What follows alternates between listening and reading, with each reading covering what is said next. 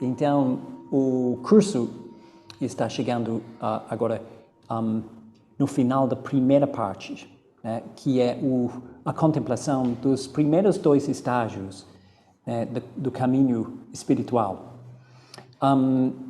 O material desse curso vem de um livro que Maitreya Bandhu, em Londres, escreveu, A Jornada e o Guia. E hoje à noite a gente tem uma chance de resumir cada um dos primeiros estágios. E o propósito desse resumo é que a gente pode organizar, cada um de nós, nossas próprias contemplações no final desse ano sobre esses grandes estágios. E um resumo também serve para a gente ter um pouco de perspectiva. Quando a gente está no estudo mesmo, quando a gente estava nas últimas semanas, não sei sobre vocês, mas eu recebi muita informação, eu transmiti muita informação. Então, de vez em quando, em momentos assim, é bom ouvir os pontos principais, o que a gente estudou. E esse vai ativar as nossas memórias e também criar novos padrões para a gente entender, talvez melhor, e fazer novas conexões com os temas. Então, é por isso que a gente está trazendo esses resumos. E como vocês já sabem, o estudo começou com o primeiro grande estágio, que é integração. E a mente integrada é unificada, né? Então não é dividida, tem uma certa continuidade na mente integrada, é saudável, porque tem um certo flow, ou fluxo, né? Quer dizer que não é fragmentada, né? Tem uma certa continuidade, tem uma certa completude e a capacidade de perceber o significado das coisas, o sentido das coisas. Então,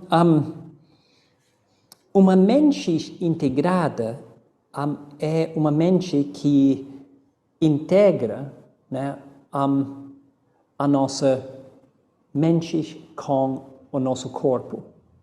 Traz a nossa atenção para a nossa experiência. E um bom exemplo desse tipo de integração é a vida do Siddhartha, que é uma história, né, já conhecida. Mas o ideal do caminho um pouco mais por perto, porque não é o Buda, é Siddhartha. E o que a gente pode ver na vida do Siddhartha, né, que a gente mostrou, é que a gente tem um jovem que tem uma insatisfação e não passa batido essa insatisfação. As questões da vida dele, ele encara, ou seja, ele já vive uma vida relativamente saudável. A mente dele é relativamente ou bastante integrada. E ao invés de só ter algumas questões e já pular para outro assunto, voltar para o normal, não, o jovem fica com essa insatisfação, né? Ele sabe que aquilo faz sentido de certa forma, mesmo que seja desconfortável. E daí, vocês sabem que junto com o companheiro, ele vai para a cidade mais próxima e ele enxerga 4 fatos da vida pela primeira vez, né? Isso quer dizer que esses 4 fatos não passam batido. E ele enxerga esses fatos, essas experiências universais da vida com toda a percepção dele, com toda a consciência dele, com toda a mente dele, né? Então, de novo, experiência direta, né? A mente integrada enxerga o significado das coisas. E né, homem, né, doente, passando mal, uma pessoa idosa, uma pessoa que já faleceu e, por último, um buscador. Então, e mais uma vez, né? Ele fica com o transtorno até que cada uma dessas visões traz para ele. A mente integrada, tá? E a gente pode fazer um contraste com a mente desintegrada, que é talvez melhor exemplificada numa pessoa embriagada, um bêbado que está saindo de um barzinho, uma taverna, voltando para casa à noite, numa estrada perigosa, estreita, muito estreita, e com 2 precipícios, né, íngremes, nos 2 lados do caminho, e sem lanterna. Né? E só tem um guia, que é um amigo, tentando ajudar essa pessoa que não quer entender, não quer ouvir, voltar para casa. Né? De certa forma, essa é a vida desintegrada, né? Desconectada. E daí o guia para nosso curso, fonte de como tomar boas decisões e recuperar os sentidos para enxergar o que está acontecendo. E daí, no estudo, a gente viu 3 grandes desafios para uma mente desintegrada, né? Para nossa mente desconectada, dividida. Primeiro, são os hábitos automáticos, impulsos automáticos, já cavados, né? E tem vários, mas os hábitos automáticos quer dizer que são impulsivos, desgovernados, que fogem da nossa influência e muitas vezes não servem, né, a nossa caminhada. Segundo impedimento, o desafio, são as crenças de imortalidade. Né? O Buda, ou Siddhartha, né? Não foi o Buda, Siddhartha encontrou com uma pessoa morta. Então, qualquer estresse ou complexidade que a mente encontra, né? Especialmente a morte, impacta nela e mexe com ela. E muitas vezes a reação da nossa mente é de querer ficar distraída, de não querer olhar. É estressante demais, é complexo demais a morte. E daí é muito mais simples continuar na vida do cotidiana, né, sobrevivendo, acreditando que, olha, aconteceu com ele ou ela, mas eu estou bem. Né? E essa é a crença da imortalidade. Daí o Buda, inclusive, falou que algumas pessoas enxergam que a morte vai aproximando aos poucos. Aquelas pessoas arrumam as suas brigas. Essa é uma fala do Buda. Algumas pessoas enxergam que a morte está se aproximando. Aquelas pessoas arrumam as suas brigas. Então, né, é muito... esse é o Siddhartha mais tarde, né? E outro grande desafio que desintegra, ou tende a desintegrar a nossa mente, é a cultura que está cada vez mais virtual.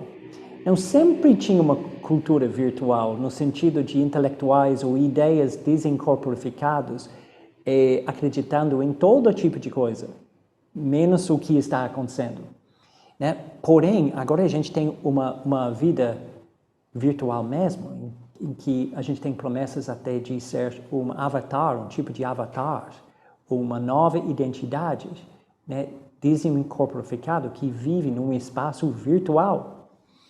Né? Então, os desafios. E provavelmente você lembra disso do início do curso. Desses desafios, né, a gente pode provavelmente ver 2 temas que vão aparecer no primeiro estágio e no segundo estágio. Provavelmente para integração, o maior tema é tentar encarar prapancha. E prapancha é uma palavra budista para proliferação mental, né? Proliferação mental. Então, esse é a nossa mente que fabrica, né, facilmente fantasias, sonhos bem superficiais ou ruminações, né? E não precisamos muitos fatos. Pelo menos eu não preciso. Prapancha consegue criar uma narrativa, uma história, com poucas evidências e acredita naquilo, né, rapidinho. E parece que a mente gosta, criando uma história com o mínimo de coerência e já acreditando que aquilo está acontecendo, né? Então, a mente, né? Eu ouvi um comediante outro dia dizendo que bom, porque em 2023 a Terra vai voltar a ser redonda, né? Então, esse é um comentário muito curioso sobre prapancha e o poder do prapancha, né? E eu acredito que, na verdade, é um pouco mais triste, porque em 2023 vão chegar prapanchas do outro lado do espectro, né? O samsara está cheio de prapancha, tá? E daí, como lidar com isso? A gente viu, em primeiro lugar, o primeiro passo é reconhecer, eu estou em prapancha, a minha mente está fabricando algo. Segunda coisa, assim que perceber, vá para o corpo, porque prapancha é virtual, o corpo não. O corpo é, né, palpável.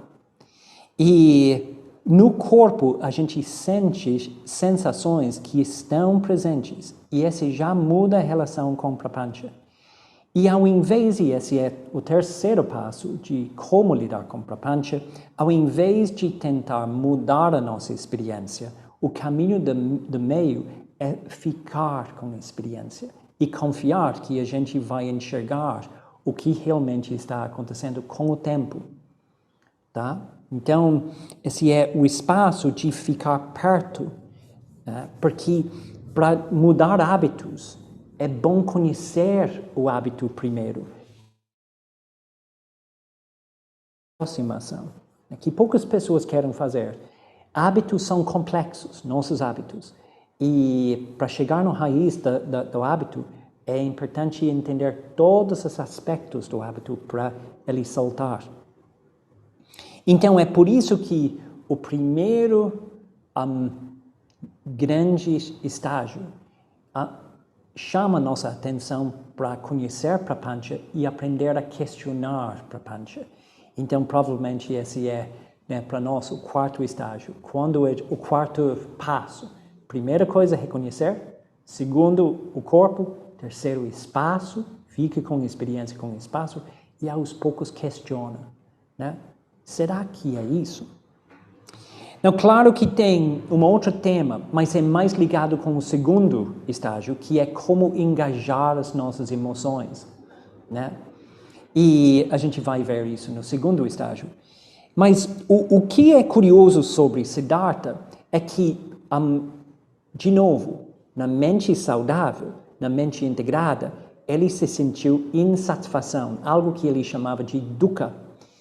E a maioria das pessoas se distraem. Talvez surjam crises e grandes questões, talvez até ficam conscientes delas por um tempinho, mas muitas vezes já se distraem ou voltam para normal. O caminho budista espiritual é um convite de ficar com essas questões, com essas experiências. Porque tem muito, o potencial nosso está nisso. Então, Siddhartha exemplifica um aspecto de integração que é super importante. É a nossa capacidade de manter a nossa presença nas incertezas, nos desconhecidos, nos mares desconhecidos ou águas desconhecidas. É manter a nossa presença até no desconforto de estar perdido e saber it's ok, tá ok. Aos poucos eu vou me nortear. E esse vai contra a correnteza, porque a maioria das pessoas caem em inquietação e já querem outra experiência. O Buda foi sempre aquele que chamava nossa atenção para não. Ao invés de ficar inquieta nesse momento, aprenda a se abrir para esses momentos, essas experiências. Então, integração. Esse é o significado da integração. E Siddhartha ensina muita coisa. No meio dessa parte do primeiro estágio, a gente também apresentou duas metáforas, a jornada e a mandala. Né? São duas maneiras de enxergar o caminho. A jornada, obviamente, é um caminho. É fazer algo, né? É de ter direção na vida. É uma bússola e seguir passos para chegar lá. E é essencial, né? Para ficar mais integrado, eu preciso mudar algumas coisas. Eu preciso agir, né? Talvez preciso enxergar primeiro que eu não estou integrado, mas daí a integração não surge por acaso. Eu preciso fazer algo. E existem passo a passo coisas que eu posso fazer. Por exemplo, com prapancha, aprender a reconhecer prapancha. Aprender a reconhecer os sinais no corpo, né? Aprender a ter mais espaço e questionar prapancha. Tudo isso é a jornada, né? E o perigo com essa metáfora da jornada é que pode, no longo prazo, se não for complementado por outra metáfora, pode incentivar um olhar no futuro, né? No futuro. Ok, eu estou fazendo algo para ter um resultado no futuro, né? E no longo prazo, esse olhar pode causar problemas. Então, daí a gente tem metáforas que complementam esse lado mais ativo, direcionado. A mandala é uma imagem muito diferente, porque na mandala a gente tem um centro da mandala, e que é a parte mais importante, é onde os nossos valores ficam, e organizamos aspectos da nossa vida em volta daquilo para apoiar aquele centro, para manter aquele centro vivo, crescendo, permeando tudo. Tá? Esse é mandala. Então, é um pouco diferente, né? E é muito mais reconhecer as relações entre aspectos da nossa vida, as condições que juntos apoiam ou não aquilo que a gente quer. Sugere muito mais pausar e contemplar como estou do que, né, ser ativo. Então, o perigo da mandala é que esse como estou, no longo prazo, pode ficar muito no presente e pouco ambicioso, né? Ambicioso no bom sentido. Então, daí, em certos momentos, a gente tem que ter discernimento para saber, né, como eu enxergo a minha vida espiritual nesse momento. E a gente passou o tempo contemplando essas duas metáforas. A mandala é curioso quando a gente pensa sobre integração. Em primeiro lugar, a mandala exige até, para a gente avançar na vida espiritual, autonomia. E esse foi um dos temas quando a gente contemplou a mandala. O que seria autonomia? Autonomia é a nossa capacidade, no meio de tantos estímulos, a nossa capacidade de resgatar escolha. Né? Não vou repetir. No meio de tantos estímulos, a autonomia é a nossa capacidade de resgatar escolha, né? E de reverter qualquer crença que é impossível, a vida, a sociedade, né, as injustiças, né, o peso, é impossível. Então, a autonomia é polêmica hoje em dia, né? Só que essa é a questão, né? No sábado, quando o seu chefe liga para você no telefone, quem atende o telefone? Quem atende o telefone? Se está reclamando, quem atendeu o telefone? Então, a autonomia é muito curioso, né? Em termos de saúde mental e nosso resgate de nós mesmos como protagonistas nessa busca. E esse é super importante para entender o clima da mandala, né? Não está dada assim. Eu posso olhar e mexer com a minha vida, assim como Siddhartha fez. Então, a segunda coisa é que a mandala sugere um princípio abrangente, o eixo. Não é só um eixo, né? É como se fosse, talvez o eixo é como se fosse o cabo de uma guarda-chuva e a guarda-chuva, ou guarda-sol, talvez, se abre. Porque um princípio abrangente na vida ajuda muito a gente tomar certas decisões, de fazer certas coisas e não fazer outras. Na ausência de um princípio abrangente, as nossas decisões não têm uma perspectiva em que a gente pode avaliar o que é para ser feito aqui, né? Então, no estudo, a gente viu 3 tipos de mandala, tá? 3 tipos de mandala que não são necessariamente saudáveis. O primeiro é a mandala autodestrutiva, né? É colocar coisas no centro, né?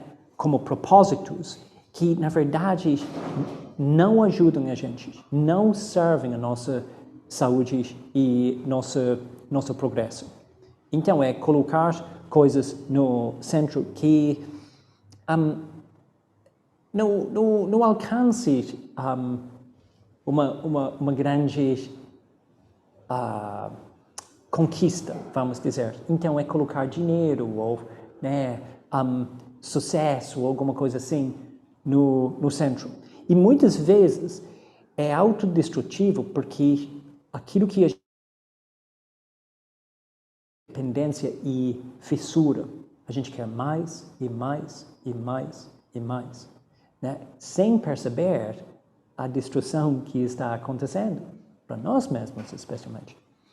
A mandala caótica é quando a gente coloca alguma coisa no eixo que está instável, que está mudando o tempo todo, né? Então, por exemplo, uma pessoa, não sei se vocês perceberam, mas quando a gente começa a basear nossa vida em uma pessoa, as pessoas mudam, né?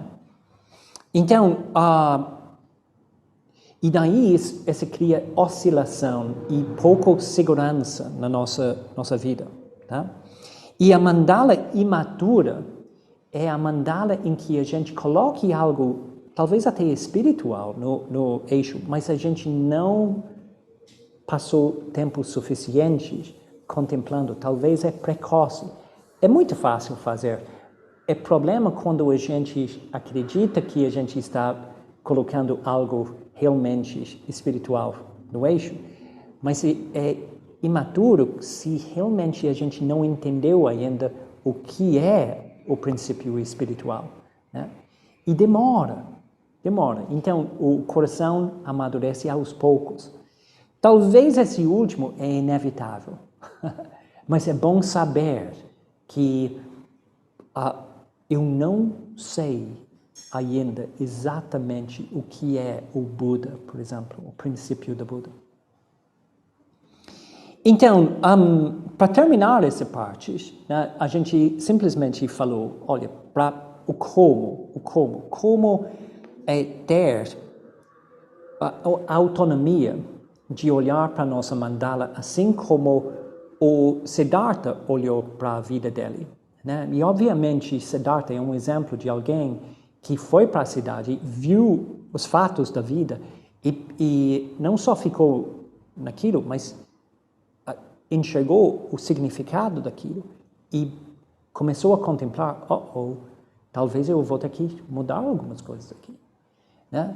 Então, avaliando a sua vida, especialmente em relação às condições que apoiam, né, a sua prática e o que não apoia a sua prática.